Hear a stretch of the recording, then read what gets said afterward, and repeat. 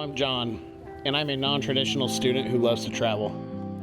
I recently graduated from Arizona State University, but instead of jumping straight into a job, I decided to study abroad.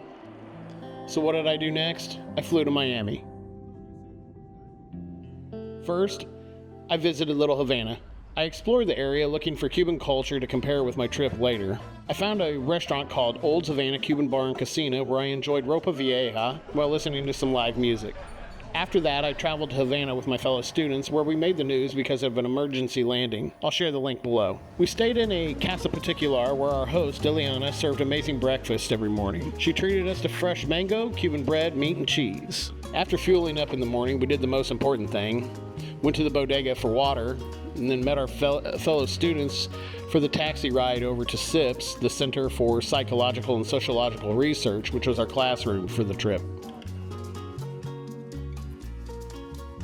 Each day was an adventure, shopping at street markets and exploring local lunch spots in the Vidado neighborhood of Havana. Following a few days filled with history lessons, we set out on guided tours.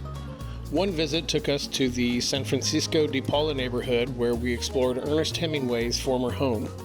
Now a museum, Hemingway is best known for his literary prowess, The Old Man and the Sea. Did you know that Ernest Hemingway had 60 cats?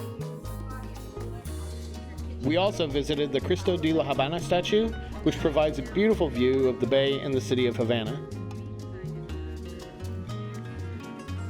We wandered through the old streets of Havana, where we admired a mix of Baroque and neoclassical buildings.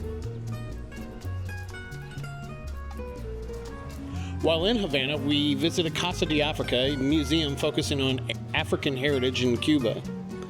There, we experienced an incredible Afro-Cuban cultural event, complete with traditional music and dance, learning steps from a dance troupe and a rumba band.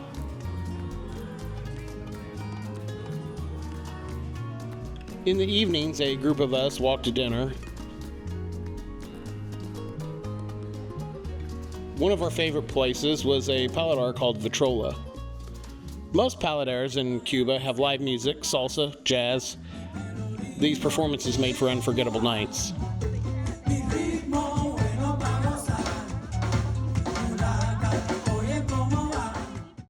On our final day in Havana, we hopped into a classic car for a tour around the city.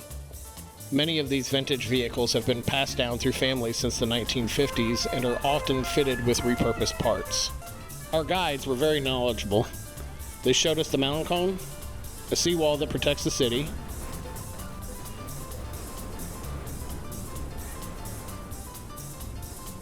we cruised past many monuments and buildings, including the Gran Teatro de la Habana,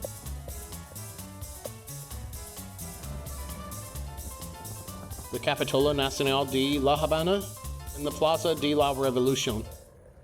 What I will remember most about this trip is the amazing people I've met and the lives we've touched. Now, as I fly back, I look down at the clouds knowing this experience will stay with me forever, no matter how much things change below.